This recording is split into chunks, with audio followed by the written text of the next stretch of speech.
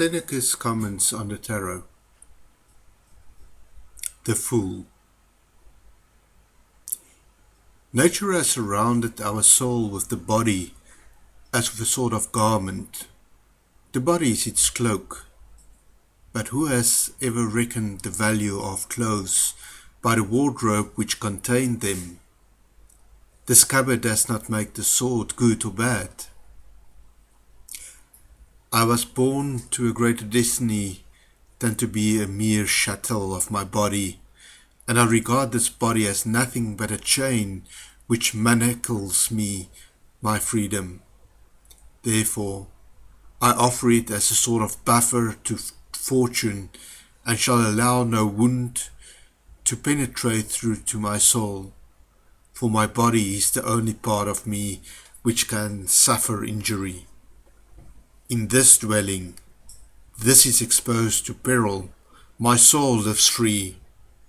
Never shall this flesh drive me to feel fear or to assume any pretense that is unworthy of a good man.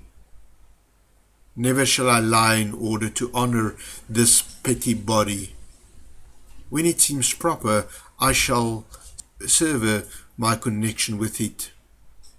And at present, while we are bound together, our alliance shall nevertheless not be one of equality. The soul shall bring all quarrels before its own tribunal. The Magician. Now, philosophy asks no favor from any other source. It builds everything on its own soil. It accepts first principles and by their favor arrives at further conclusions. If it could march unassisted to the truth, if it were able to understand the nature of the universe, I should say that it would offer much assistance to our minds, for the mind grows by contact with things heavenly and draw into itself something from on high. There is but one thing that brings the soul to perfection, the unalterable knowledge of good and evil. But there is no other art which investigates good and evil. Therefore, gird yourself about with philosophy, an impregnable wall. Though it be assaulted by many engines, fortune can find no passage into it. The soul stands on unsaleable ground if it has abandoned external things. It is independent in its own fortress, and every weapon that it holds falls short of its mark. This will be possible for us only through knowledge of self and of the world of nature. The High Priestess. Wisdom is not one of the gifts of fortune, for as it is the precious and noble characteristic of wisdom is that she does not advance to meet us, that each man is indebted to himself for her, and that we do not seek her at the hands of others. Wisdom's sole function is to discover the truth about things divine and things human. Wisdom's seat is higher. She trains not the hands, but is mistress of our minds. It is not wisdom that contrives arms or walls or instruments useful in war. Nay, her voice is for peace, and she summons all mankind to concord. It is not she, I maintain, who is the artisan of our indispensable implements of daily use. Why do you assign to her such petty things? You see her the skilled artisan of life. The other arts, it is true, wisdom has under her control. For he whom life serves is also served by the things which equip life. But wisdom's course is towards the state of happiness. Thither she guides us, Thither she opens the way for us. She shows us what things are evil and what things are seemingly evil. She strips our minds of vain illusion. The High Priestess. If the happy life is in want of nothing, then every happy life is perfect. It is happy and at the same time most happy. Have you any doubt that the happy life is the supreme good?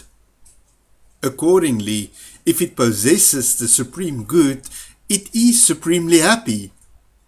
Just as the supreme good does not admit to increase, for what will be superior to that which is supreme? Exactly, so the happy life cannot be increased either, for it is not without the supreme good.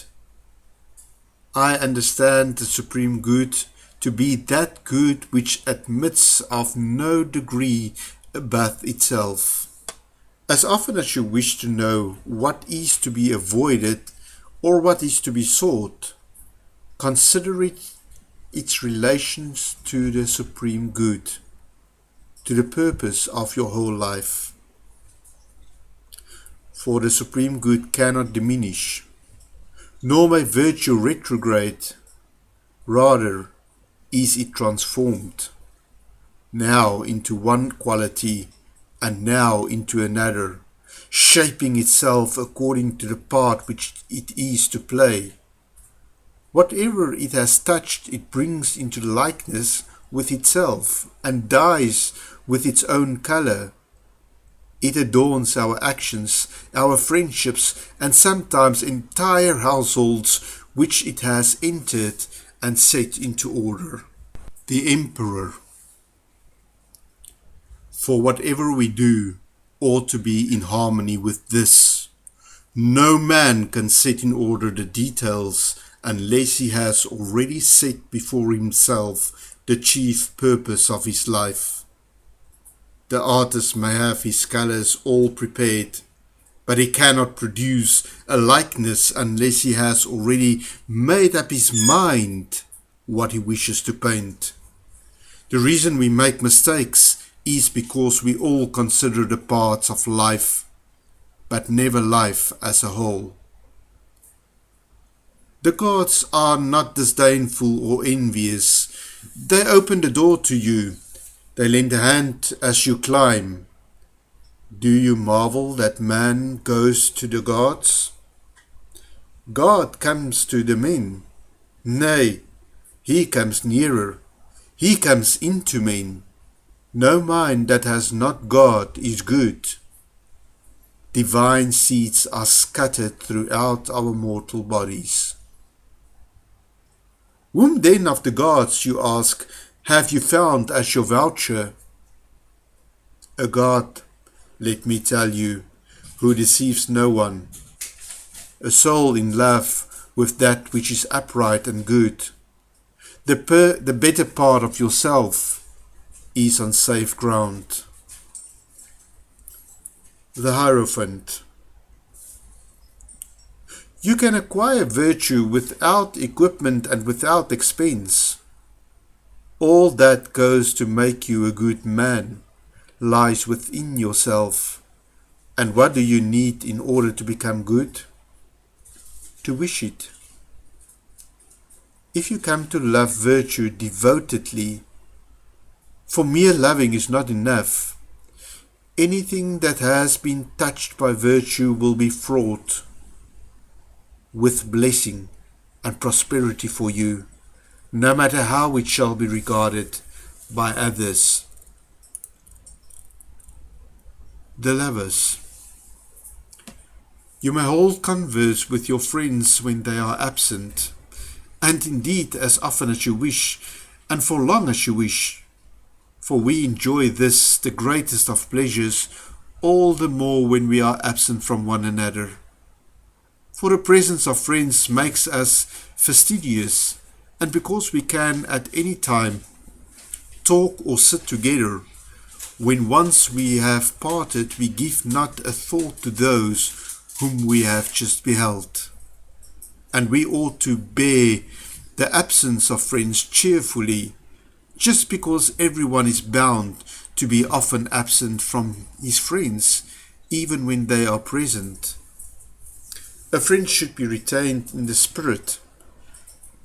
Such a friend can never be absent. He can see every day whomsoever he desires to see. We have robbed ourselves of every friend whom we have failed to make. He who has been unable to love more than one has had none to much love, even for that one. The Charioteer. Is bravery not desirable? And yet bravery despises and challenges danger? The most beautiful and most admirable part of bravery is that it does not shrink from the stake, advances to meet wounds, and sometimes does not even avoid the spear, but meets it with opposing breast. If bravery is desirable, so is patient endurance of torture, for this is part of bravery.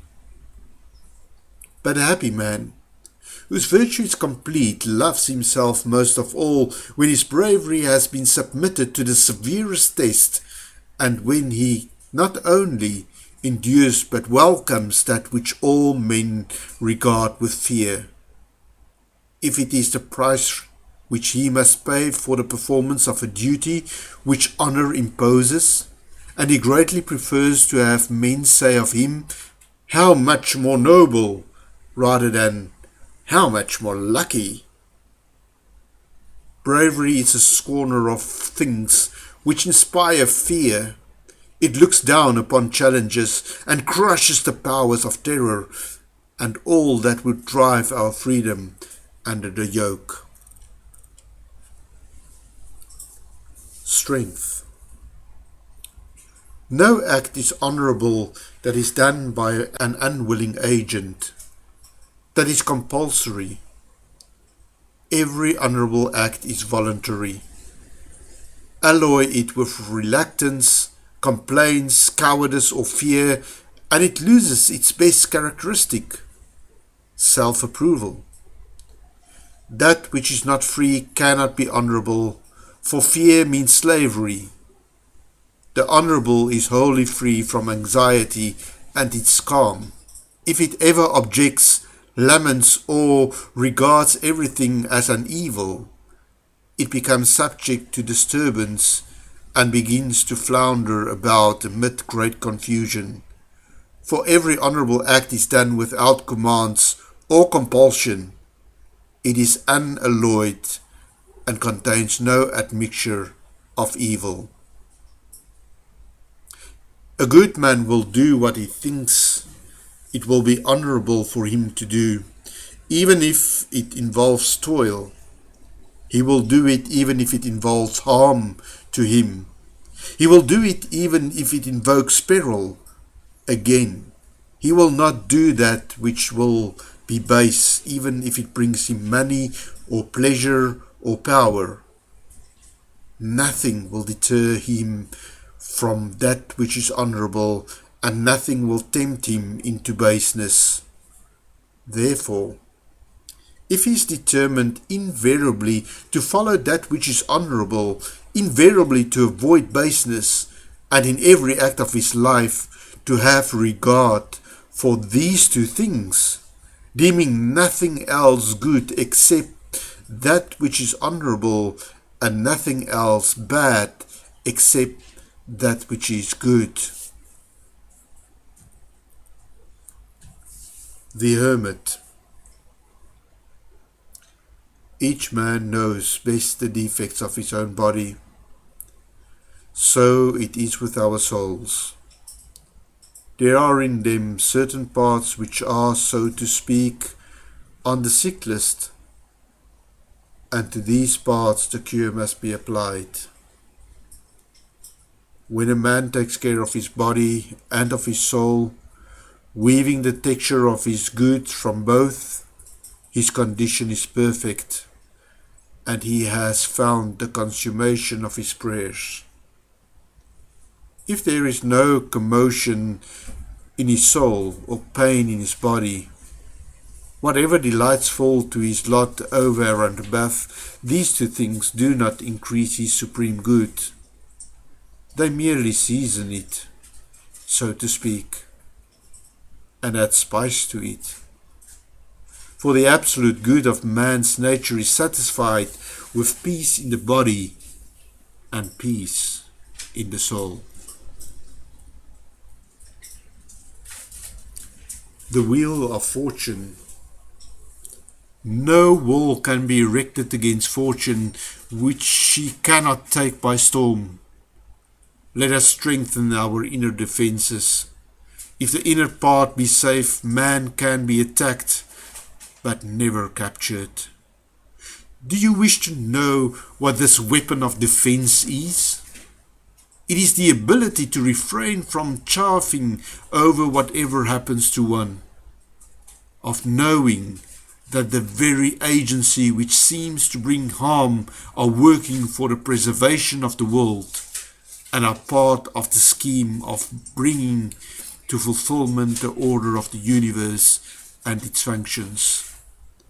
Fortune has usually allowed all men, when she has assailed them collectively, to have a foreboding of that which they were destined to suffer.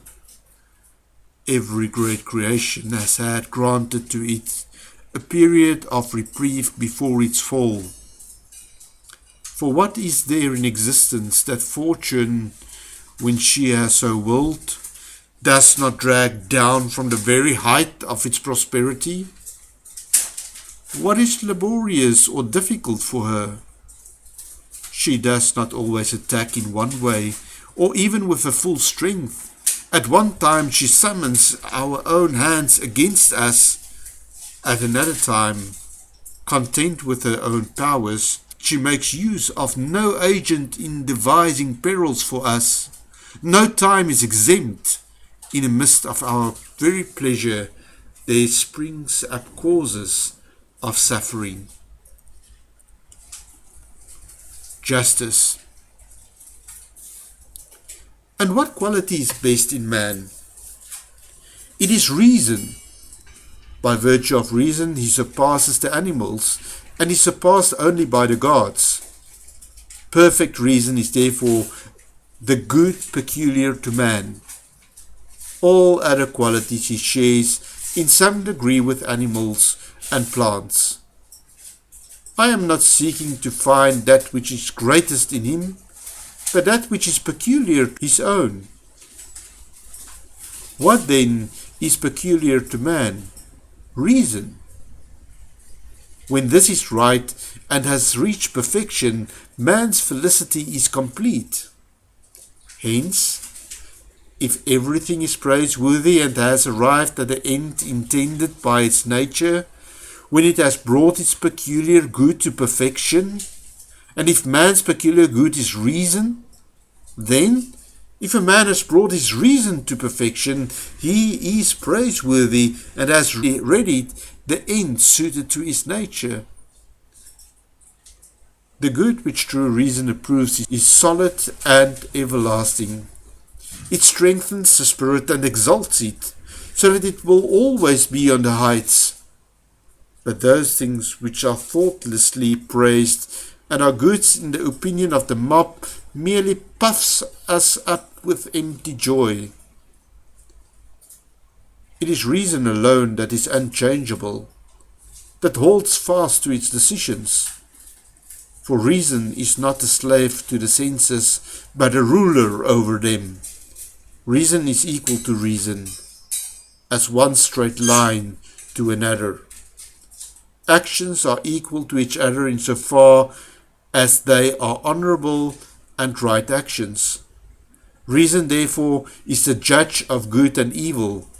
That which is foreign and external she regards as dross, and that which is neither good nor evil she judges as merely accessory, insignificant and trivial. For all her good resides in the soul. The Hanged Man. No external circumstances can shut off the wise man from action. For the very thing which engages his attention prevents him from attending to other things. He is ready for either outcome. If it brings good, he controls them. If evil, he conquers them. So thoroughly, has he schooled himself that he makes manifest his virtue in prosperity as well as in adversity, and keeps his eyes on virtue itself, not on the object with which virtue deals. So the wise man will develop virtue, if he may, in the midst of wealth, or if not, in poverty, if possible in his own country, if not in exile, if possible as a commander, if not as a common soldier, if possible in sound health, if not enfeebled.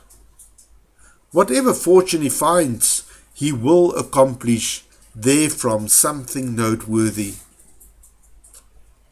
Do you ask what then the wise man has found out and what he has brought to light?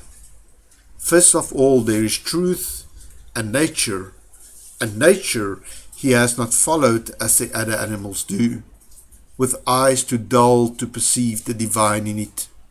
In the second place, there is the law of life, and life he has made to conform to universal principles.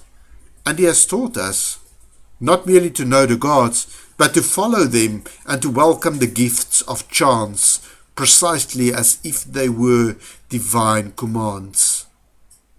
He has forbidden us to give heed to false opinions, and has weighted the value of each thing by true standard of appraisement.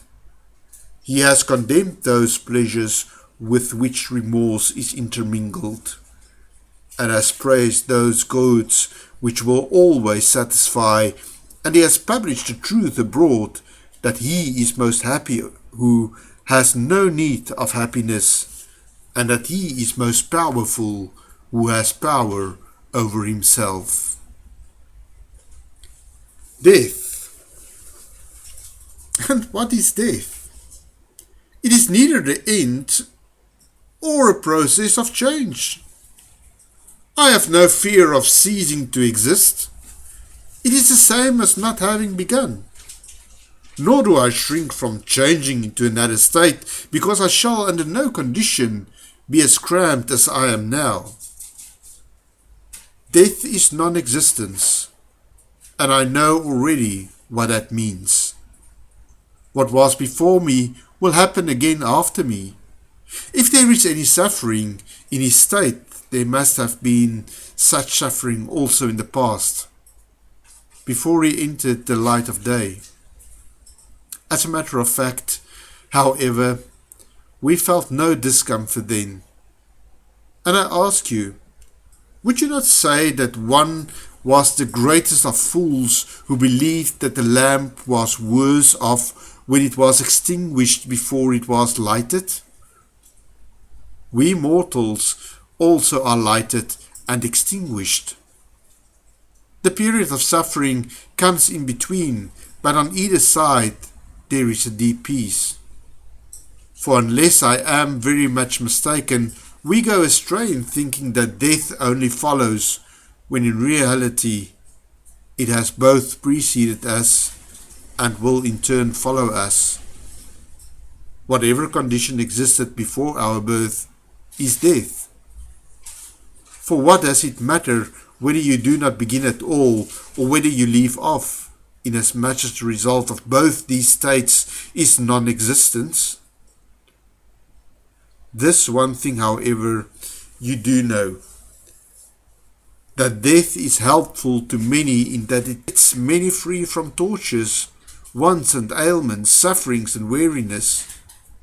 We are in the power of nothing when once we have death in our own power. Temperance.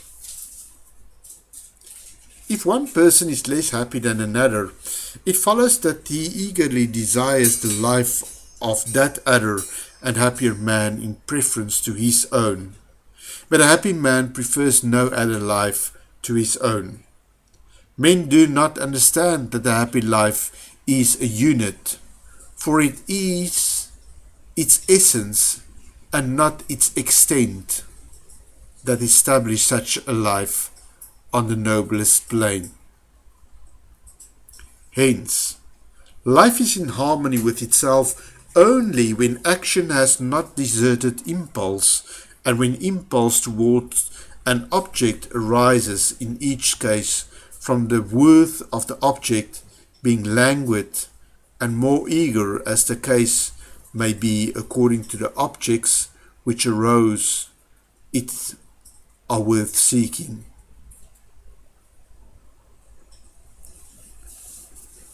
The devil.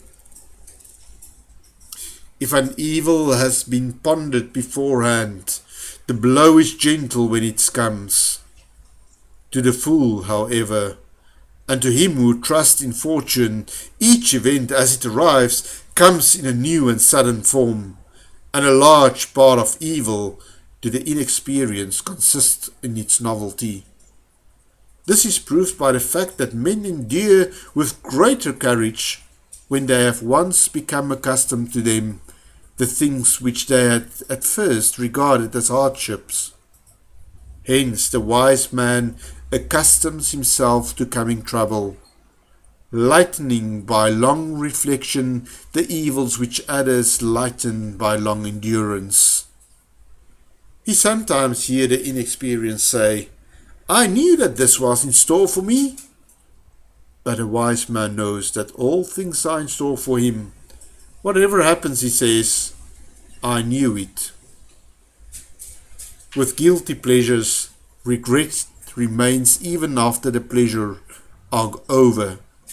Even if they do not harm us, they are fleeting.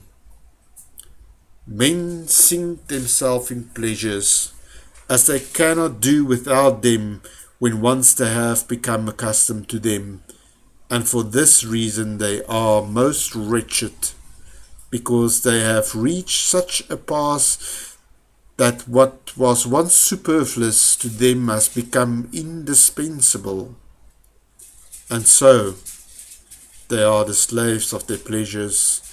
Instead of enjoying them, they even love their own ills, and that's the worst ill of all. Then it is that the height of unhappiness is reached, when men are only attracted but even pleased by shameful things, and when there is no longer any room for a cure. Now that those things which are once were vices have become habits. The tower. Perhaps destruction has been brought about only that it may be raised up again to a better destiny. Oftentimes a reverse has but made room for more prosperous fortune. Many structures have fallen only to rise to a greater height, and probably in this city of Lyons, all its citizens will earnestly strive that everything shall be rebuilt, better in size and security than what they have lost. Maybe it be built to endure and under happier auspices for a longer existence. This will help to turn the mind aside to thought of other things and thus to depart from pain. Call to mind what honorable or brave deeds you have done. Consider the good side of your life. Run over your memory those things which you have particularly admired. Then think of all the brave men who have conquered pain. It is indeed foolish to be unhappy now because you may be unhappy at some future time. Assume that what you fear may happen will happen for certainty in any event. Whatever the trouble may be, measure it in your own mind and estimate the amount of your fear. The star. For joy is the elation of a spirit which trusts in the goodness and truth of its own possessions. It is a characteristic of real joy that it never ceases and never changes into its opposite. What is a happy life? It is peace of mind and lasting tranquility. This will be yours if you possess greatness of soul. It will be yours if you possess the steadfastness that resolutely clings to the good judgment just reached. How does a man reach this condition? By gaining a complete view of truth, by maintaining in all that he does order, measure, fitness, and a will that is inoffensive and kindly, that is intent upon reason and never departs therefrom, that commands at the same time love and admiration. In short, to give you the principles in brief compass, the wise man's soul ought to be such as would be proper for a god. The moon. If reason prevails, the passions will not even get a start. But if they get underway against the will of reason, they will maintain themselves against the will of reason. For it is easier to stop them in the beginning than to control them when they gather force. Virtue alone possesses moderation. The evils that afflict the mind do not admit of moderation. You can more easily remove than control them. It is from the passions that we pass over the vices. Wisdom shows us that things are evil and what things are seemingly evil. She strips our mind of vain illusion. She bestows upon us a greatness which is substantial, but she represses the greatness which is inflated and showy, but filled with emptiness. And she does not permit us to be ignorant of the difference between what is great and that what is but swollen. Nay, she delivers us to the knowledge of the whole of nature and of her own nature. The sun. I would have my mind of such a quality as this. It should be equipped with many parts, many precepts, and patterns of conduct taken by many epochs of history. But all should blend harmoniously into one. How, you ask? Can this be accomplished? By constant effort and by doing nothing without the approval of reason. And if you are willing to hear her voice, she will say to you, abandon those pursuits which heretofore have caused you to run hither and thither.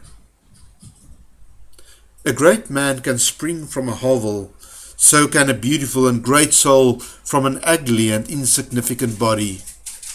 For this reason, nature seems to me to breed certain men of this stamp with the idea of proving that virtue springs into birth in any place whatever.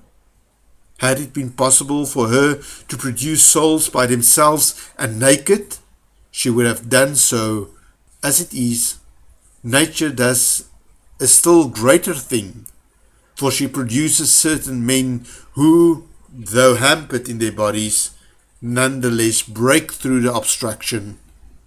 This pattern is so that we might be enabled to understand that the soul is not disfigured by ugliness of the body, but rather the opposite, that a body is beautified by the comeliness of the soul.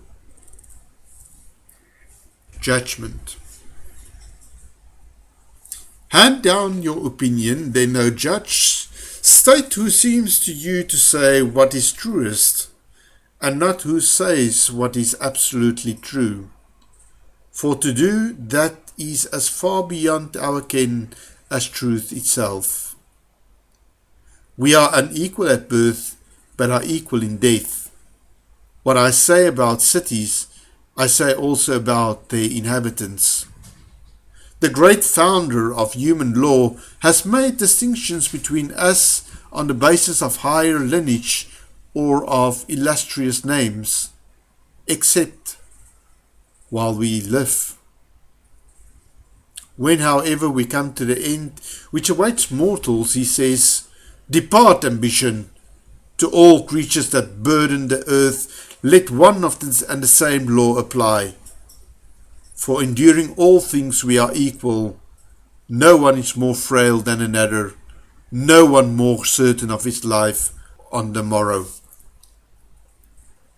The world.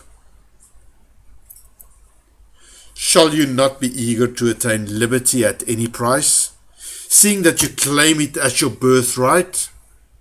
Liberty cannot be bought. It is therefore useless to enter in your ledger the item of freedom. For freedom is possessed neither by those who have bought it, nor by those who have sold it. You must give this good to yourself and seek it from yourself. I have set freedom before my eyes, and I am striving for that reward. And what is freedom, you ask? It means not being a slave to any circumstance, to any constraint, to any chance. It means compelling fortune to enter the lists on equal terms. And on the day when I know that I have the upper hand, her power will be naught. There await us, if ever we escape from these low dregs to that sublime and lofty heights, peace of mind, and, when all error has been driven out, perfect liberty. You ask what freedom is. It means not fearing either men or gods. It means not craving wickedness or excess. It means possessing supreme power over oneself, and it is a priceless good to be a master of oneself.